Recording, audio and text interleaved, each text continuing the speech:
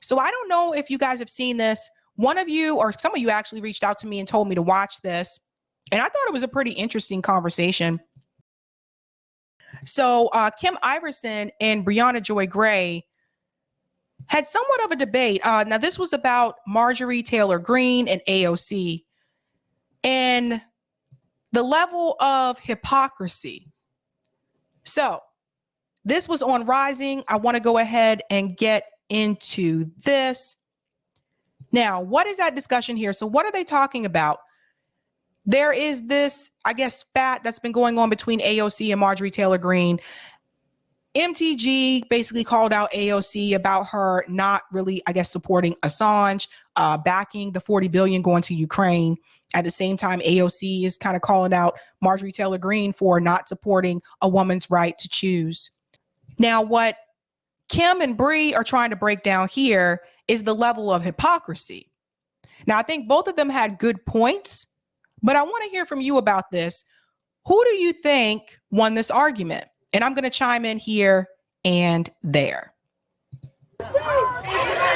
So Marjorie Taylor Greene took notice and even claimed that AOC launched an insurrection. And she said this in a tweet. Now, I want to be clear. I don't think AOC has launched an insurrection. I think she's protesting. And like what happens at many protests, the speaker tries to rile people up and often says things like, we need to fight, and even tells protesters where to go for the protest.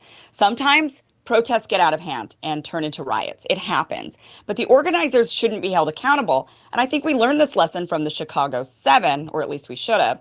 And I doubt Marjorie Taylor Greene really believes AOC is inciting an insurrection, but her point is clear.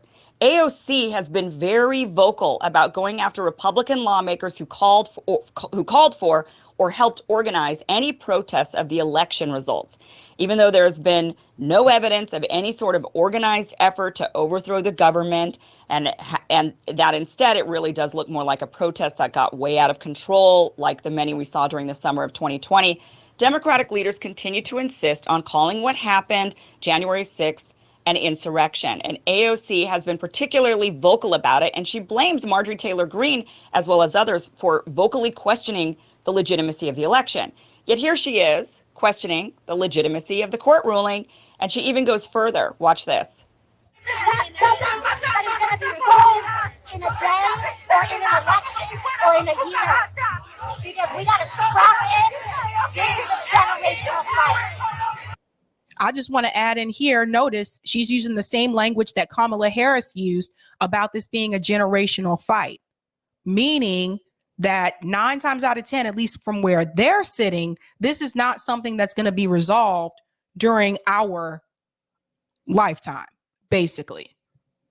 So I just want you to keep that in mind.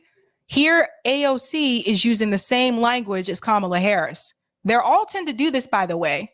They have the same talking points. This is not instant gratification. But you know what? A lot of these institutions were built on a very creaky foundation. And so what that means is that when we build it back, we need to build it back stronger than what it was before. Right now, elections are not enough. You know, I'm not gonna be here and tell you to drop out, because we can show up everywhere. We can stand in every damn year. We can stand in every damn year. But elections alone are not going to save us. That part right there, I want you to pay close attention to when she said elections alone are not going to save us. Now, that's coming from a sitting congresswoman. This is why when people tell you to vote harder, I just shake my head. If you think that you're going to get real change in this country just because you vote, you are sadly mistaken. Real change has happened in this country because of movements outside of electoral politics. Legislation was passed later on, but it was because of the pressure from those movements put onto those politicians that pushed them and forced their hand to create legislation, to create the change that they were fighting for. So I think that's important for people to know. Show up now at the ballot box, that's the bare minimum. Into the streets! Into the streets! Into the streets! Into the streets! Into the streets! Into the streets! Into the streets! Into the streets! So there she was saying elections are not enough, that they, quote, need sand in every damn gear. alluding to causing a disruption somehow. She said, we need to show up, yeah, at the ballot box, but that's a bare minimum. So what does she mean by that? Had there been violence during these protests, would she have been held accountable? If there are threats aimed at justices, which I'm sure there are, is AOC to blame? Did she just get lucky that this pro-choice protest didn't turn into a riot? Now, AOC, of course, didn't let what Marjorie Taylor Greene said slide. She clapped back with this tweet. I will explain this to you slowly. Exercising our right to protest is not obstruction of Congress, nor an attempt to overturn democracy. If one were heinous enough person to do that, they'd likely seek a pardon for it too. But only one of us here has done that, and it ain't me. So AOC is referring to reports that allegedly a handful of lawmakers, including Marjorie Taylor Greene, went to the White House seeking a preemptive pardon. But the lawmakers in question deny the claims. And even if they did, can you blame them? I mean, after the Mueller investigation, one would naturally worry that political opponents would become targets, and I think they have. But AOC is right in that protesting is not obstruction, and her claim that the Supreme Court ruling is illegitimate isn't an attempt to undermine or thwart democracy. People should be able to claim whatever they want. It's a free country, or at least it's supposed to be. Though Marjorie Taylor Greene hasn't ever responded to the accusations of seeking a pardon, she just couldn't let this dig by AOC go, so she tweeted this back. How about you explain slowly why you won't support a pardon for Julian Assange and Edward Snowden? Then continue to explain why you are a shill for the MIC funding war in Ukraine, or are you too busy organizing baby-killing riots? So I do want to add here, AOC has been very silent about Julian. And even when she's pressured about sending that money to Ukraine, she tries to avoid that question. When people come up to her in the street and they try to ask her, she tries to avoid that question. Very silent. Obviously, I don't agree with MTG about the organizing baby killing riots. Obviously, I don't agree with her on that. I think that's ridiculous. And I think she's being, again, the theatrics kill me, like from both of them. I think they're both performance artists. I'm going to be real here. I think one tends to be a little bit more bold about it, and the other tends to be a little bit more subdued. But AOC has not said anything about Julian or about this funding to Ukraine. Now, if it weren't for that last line about organizing baby-killing riots, I would have sworn a progressive wrote that tweet. But this came from a Republican. A Republican is calling for pardons for Julian Assange and Edward Snowden. A Republican is calling out the military-industrial complex, and it was only Republicans, 57 of them, who voted no to sending billions to Ukraine. But would she have called out the military-industrial complex? Would she have called out the money going to Ukraine? Would she have called those things out if it was happening under a Republican president? If it was happening under a Republican Congress, under a Republican majority Senate, would she have still called those things out? That's why I say, to me, I feel like both AOC and MTG, I feel like they're both performative. It's just theater for me. Same thing with AOC. Would she be calling some of these things out if it was flipped, right? Would she be saying that Joe Biden is doing a good job if Joe Biden was a Republican? I know some of us argue he technically is, by the way that the legislature that he promotes. But if it were the other way around, if Trump was president and all of these things were happening under Trump, would AOC say that Trump is doing a good job? I don't think so. What I see are two women who are playing party politics. This is the problem with the two-party system. It's okay as long as it's your party. When it's the other party, you criticize them. But when it's your party that's doing it, you go along with the flow. This is partisan politics. What's going on here?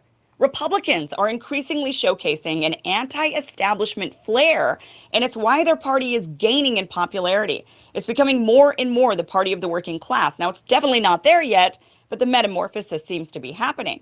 Now, of course, you could claim that they don't mean it, it's just a show for votes, but then you'd have to say the same thing about progressives. After all, these were the principles anti-establishment progressives like AOC claimed to uphold. They said they'd go to Washington, challenge the establishment, and make change. Yet all they did was fall in line, and there's a voting record to prove it. When you compare AOC's voting record to Nancy Pelosi's, she only disagrees with the mother hen 4% of the time. Let's look at this. This is interesting. This is what I've been trying to tell people. She's been voting along with the corporate Democrats. And I'm pretty sure those times where she disagreed, she got approval to do so. There's more I'm going to say too to add to this, but I want it to get into like Bree's discussion as well. But there's something else I want to say about the way that AOC votes versus what she says she supports. Now compare that to Marjorie Taylor Greene disagreeing 34% of the time with establishment Republican old guard Liz Cheney. But I would also argue here, remember, the Democratic Party is actually embracing and welcoming Liz Cheney right now. So I would understand why Marjorie Taylor Greene would disagree heavily with Liz Cheney. That's just something to add in there, just something to keep in mind. So Briahna, Robbie, I'm going to ask you guys, what is happening here with this? Briahna, I'm particularly interested in your take on this. That last tweet about Edward Snowden and Julian Assange directed at AOC in the military-industrial complex, I mean, what? That was a Republican. That's Marjorie Taylor Greene of all Republicans. What's going on? Yeah, well, but did Marjorie Taylor Greene say anything about Julian when Trump was president? See, these are the questions I want us to ask. You know, I want us to think about these things, because I feel like a lot of this is just partisan. I don't think it's serious. what's happened is that the left, in this instance, as they have in several other instances related to military interventionism, have allowed some right-wing figures to get to their left. She did? Okay, that's good to know. MK 1017, yes, she did, and Trump was considering it. Okay. That's good to know. Thank you. The left has been pushing AOC on this exact issue. I would argue the real populist movement in America has been pushing AOC on this issue since she first made comments about this around the Force the Vote movement last January. She was interviewed at The Intercept about Force the Vote and some other factions that were happening on the left, and was also asked about her kind of silence on Julian Assange. She gave what I thought was not a great answer to Jeremy Scahill, where she kind of said, well, I'm not really sure about that one, and kind of equivocated. He didn't press her on it. And a lot of us on the left were really frustrated that it seemed as though, you know, journalists who like her were kind of not really pressing her in these interviews to get her on the record in a way that I frankly think would have helped her in a moment like this. But one thing I want to add here is, but that's the reason why AOC does those interviews. She does those interviews because she knows that they're not going to press her. That's why you don't see her to come back on independent media, which actually independent media were the ones that really got her to where she is. It was independent media that heavily promoted her. The first show she was on was the Jimmy Dore show. So you don't see her come back on independent media because she knows that we would press her, we would ask her those questions. So just to argue to Bree's point, no, the guy interviewing her from The Intercept didn't press her on it, but that's why she did the interview, because she knew she wouldn't be pressed. She had been forced to reckon with her kind of either ignorance about the issue or whatever reason she has to not want to support pardons for both of those men. However, I think we also have to be clear-eyed about the fact that there are two wrongs don't make a right. I don't see any good actors in this situation when you have Marjorie Taylor Greene acting like a protest for women's reproductive rights in a tiny little pinned-in gated area surrounded by cops in front of the Supreme Court. A sniper stand on the top of the building aimed down at the protesters, as it all commensurate with the, you know, hundreds of people who broke into the Capitol, put their feet up on Nancy Pelosi's death, and rioted in a way that resulted in the death of a protester and of at least one police officer, isn't that right? And all of the information that's come out over the past couple of weeks. But I do want to add here, like, she's right. They're not, I don't consider those to be the same thing.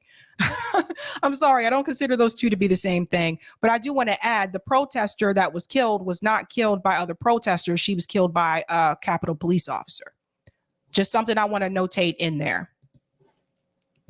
Of how so many Trump insiders knew the election wasn't stolen, communicated the election wasn't stolen, and yet that kind of rhetoric continued to percolate. So I think it can be the case that AOC is wrong on Assange and Snowden, and also that she is right of the rest of what she said. And I do think that she's right that we have to gum up the gears just the way the Republicans have done and the way that they've done to enable this outcome.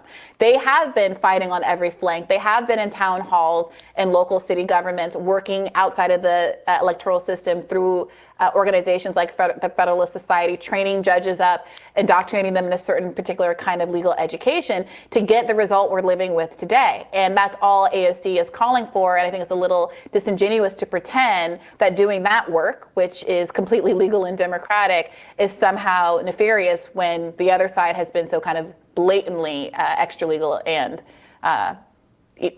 nefarious.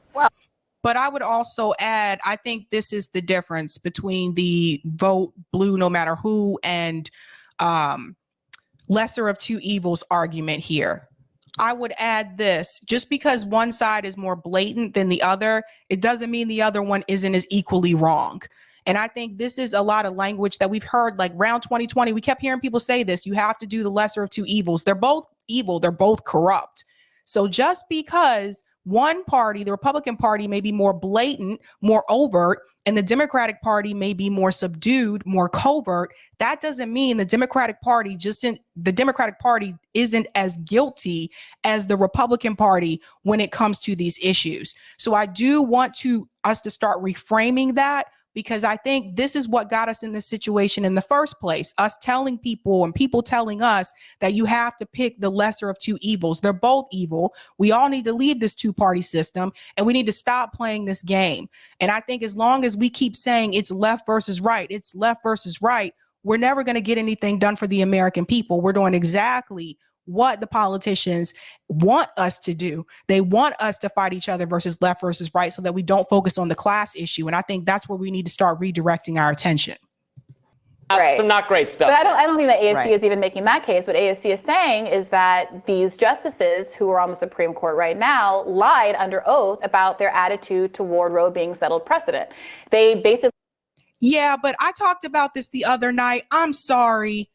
If you were fooled, for the politicians that were there and believed that Kavanaugh and Amy Coney Barrett were not going to try to reverse Roe v. Wade, well, that's just shame on them. You were putting in two conservative justices. Why do you think they were chosen? They were chosen for a reason. So for Susan Collins, and I said this to her the other night, you got to be kidding me. You have to be kidding me, Susan. I don't believe you that you were tricked. I think you've been there long enough to know better. And if you believed what they said, then that's shame on you. I'm sorry, but this is bullshit.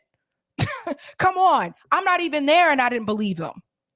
Come on. Let's stop.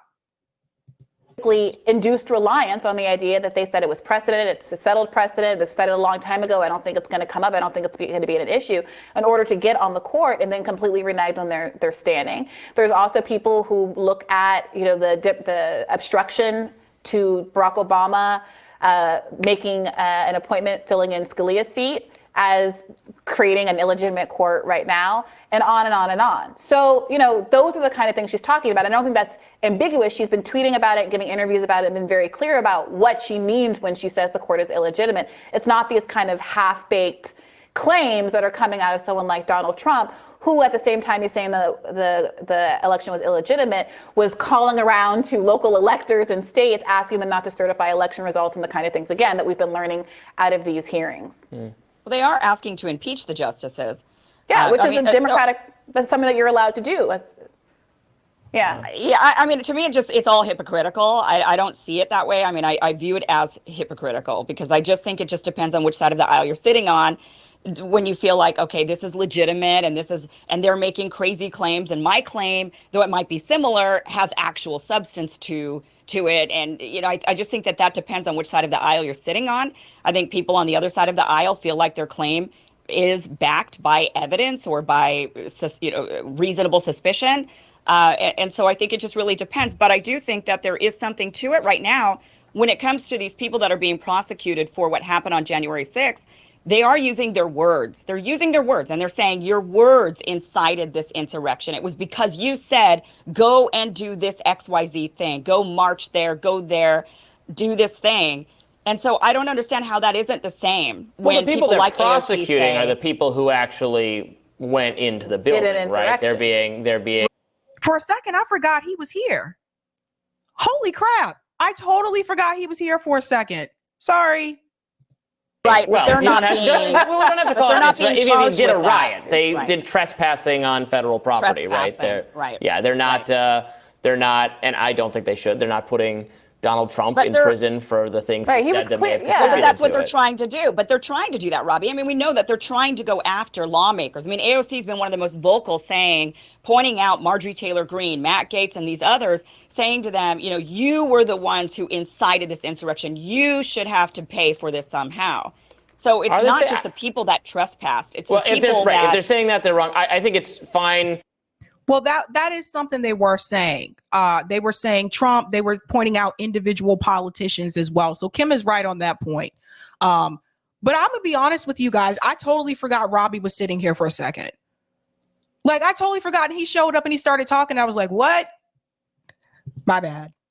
To say that, I mean, I agree that Trump, in the speech that he gave, was right before it happened, was too inflammatory and kind of stoked, you know, though he didn't specifically tell them what to do. I think it morally contributed to what happened, not in not in a criminal liability sense, but in a moral sense. Right. And yeah, it would be it would be wrong to, you know, go beyond that. But I'm in the same position as you, Kim, on this one, I think, in that, right, I don't wholly identify myself with either Democrats or with Republicans. I only partly identify myself with some of the things that both of those people think. So I am accustomed, although it is always strange when it happens, I'm accustomed to saying, wow, I do think Marjorie Taylor Greene is generally kind of crazy, or behaves in a performatively edgy, right-wingy, crazy way. It's more the performance of what she does, but then, substantively on what her views on Ukraine are closer to mine than virtually everyone in the Democratic Party. And then on the other hand, I appreciate, I think AOC is a kind of more polished performative person, but then I substantially agree with virtually all of her views. And on something like the Assange question, where I might have expected more. Yes, I would say that AOC is more careful about it. She seems to be more careful about, like, she's able to fool a lot of people. A lot of the AOC stands, she's able to fool a lot of people that she is, you know, fighting the good fight. But those of us who are really paying attention can see right through it. We can see that it's performative. Whereas with Marjorie Taylor Greene, I think it's a little bit more obvious. But AOC is good at that. She's good at, let me make it seem like I really care and I'm really fighting here. Not so much really care, but I'm really fighting here. But she's actually performing as well. Or consistent principled behavior, I'm not getting it. So it's so then, but it doesn't make me say I should throw in with the crazies. I applaud people who I think are kind of bad actors in some ways for doing things that are right when they do them, and that's something I do on both sides. Yeah, I think it's important to not miss the forest for the trees here. Someone being a broken clock right twice a day, like Marjorie Taylor Greene, I don't think is at all commensurate with someone who has an actual more worldview that broadly respects human rights and basic interests. They're all broken. Broadly respects the way that AOC does. And I for the trees here, someone being a broken clock right twice a day, like Marjorie Taylor Greene, I don't think is at all commensurate with someone who has an actual more worldview that broadly respects human rights and basic interests. They're all broken clocks. I got to add something here in reference to AOC. Just because AOC broadly respects human rights, that really doesn't mean anything to me if she's not fighting for it. See, this is the part, I think, this is the performative part. Like, AOC says she supports these things. She said she supported Medicare for all. Hasn't been fighting for it. She ran on it. She says she supports human rights, but she's not really fighting for it. Because I would say if she really supported human rights and she really wanted to fight for human rights or whatever, fighting for it would have been, I don't know, voting against the Iron Dome. Fighting would have been, I don't know, forcing the vote for Medicare for all during the middle of a pandemic. See, that's the fight. Supporting it is saying that you support the issue so that you can get elected. That's performative. Actually fighting for it requires action. She hasn't done that. When you look at the way that she has voted, every time she had a chance for her vote to actually make a difference when it came to legislation, she chose not to do it. She voted present on the Iron Dome funding. She voted present to fund the Capitol Police. That actually could have made a difference. The only time she has voted against establishment, and this includes some of the other members of the squad as well, because I will say Cori Bush and Ayanna Pressley voted against funding the Capitol Police. The other times when she has voted against the corporate Democrats is when she knew that it wouldn't make a difference for the legislation to actually pass. The infrastructure bill, perfect example. The squad members chose to not vote along with the corporate Democrats. But at that point, they already knew that the bill had the numbers to pass anyway. That's why I call it performative. So when people tell me I'm being too hard on them, they're not performing. According to the data, they are. If you're only going to vote against something when you know it's not going to actually impact that legislation passing, that's performative. If you know you can vote against something and that will actually hold up the legislation or prevent it from passing, and you don't do it, that's performative. If you do it, then I would say you're fighting. None of them have been doing that. So it really doesn't matter to me that she respects human rights. What matters to me is to have someone there who's actually going to fight for human rights. Otherwise, you're just like the corporate Democrats. That's the part I think that Bree should have added in.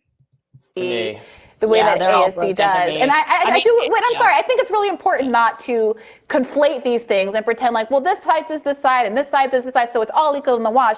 It's not. One side has facts and evidence and substantiation. Oh, that's not true. It absolutely is true. It absolutely is true, Kim. I do not think Democrats have facts or any of this, science on their side anymore. They've let it all go. I don't know what science has to do with this particular conversation. The fact of it is right now, AOC stood in front of a crowd and made the kind of generic, come on guys, we got to do this, we got to fight on every front statement that everybody in the history of the country has made when they were rallying for a cause. That is not commensurate with someone making a defense of individuals who broke into the Capitol building and trespassed and literally broke the law and resulted in people losing their lives. The Black Lives that is Matter not the protests? same thing. What about them? What about all of the riots that happened during that?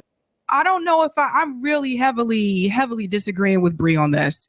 I don't know if I would say the Democratic Party has facts on their side, not based on what I've seen.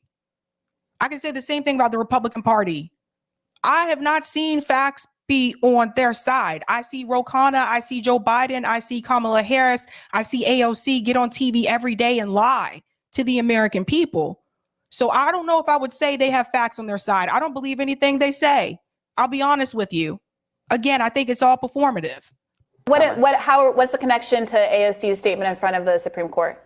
Well, from what you just said, that somebody saying in a protest, this is what it should be. We got to rise up, we got to fight, we got to do these things. Yeah, I think we've been very clear. And Robbie, you agree with me on this, that people shouldn't be held responsible for saying generic platitudes about how we should fight and win. Right. And that goes both ways. So are you saying that you now disagree with that? I'm think that someone like AOC... I'm asking you why you think then Republicans should be held accountable, like Trump, for certain things that were said. I don't. When did I say that? I don't think that, that Trump should go to jail for the insurrection. I think that there's a reason why I do think maybe now I agree with Bree. I think Trump. Look, people can feel different. I think. I almost forgot about him again. Oh, no. Not criminal, certainly. he should have been held accountable through the mechanism of impeachment, which he was. But they I voted against didn't him. work. The Okay. things he said right before the people actually did engage in the trespassing at the Capitol, to me, were kind of stoking a mob mentality that he, as the president of the United States, should have behaved more responsibly. But he should be. He should know better. Right, he was given information. It's one thing to be literally looking at an event in action and saying, and not using your status as the president of the United States to stop it or try to dissuade people, and even saying things that might be encouraging, to again standing in the middle of a peaceful protest in a protest zone, a limited free speech zone, surrounded by cops and with snipers angled at you, saying, hey, we're going to have to fight for our rights, ladies. I mean, all I hear is a lot of defense of the Democrats. Like that's what I hear right now. I hear a lot of defending of like AOC and the Democrats. And I think we need to stop defending them. Like, I'm sorry. I'm not defending AOC. I know who AOC really is. And if you guys knew her backstory, well, some of you guys do know, because I've talked about before on the show. But the fact that when I tell you she's a performance artist, she's a performance artist. The fact that she okayed for certain language to be put on her bio when she decided to run for Congress, which was actually not true, that right there told me everything I needed to know about AOC. Now, I've talked to people that have worked for Justice Democrats, so I know some things that some of you guys don't know. The fact that she was okay to go with a biography, an identity that was not true because she thought that would sell, that right there let me know exactly who she was. So I think we need to stop the defense. Like, I'm sorry, but her being out in that crowd with the protesters, that don't mean anything to me. She's only out there when it really counts for her. Because where was she before? Where was she during the marches for Medicare for All? Where was she during Force the Vote? She couldn't even come to the town hall, let alone force the vote. When it really matters, when it's something that really matters for the people, she's absent or she's silent. So I think we need to let AOC go. I'm sorry. I'm sorry. I don't think that's quite equivalent. Yeah, I will disagree to disagree on that one, but sometimes we do. All right, thank you, Kim. We'll have more. I don't know. They got to do something. Got to happen with Robbie, though. Can I tell you guys that something has to happen? Because I seriously forgot he was there. So I don't know.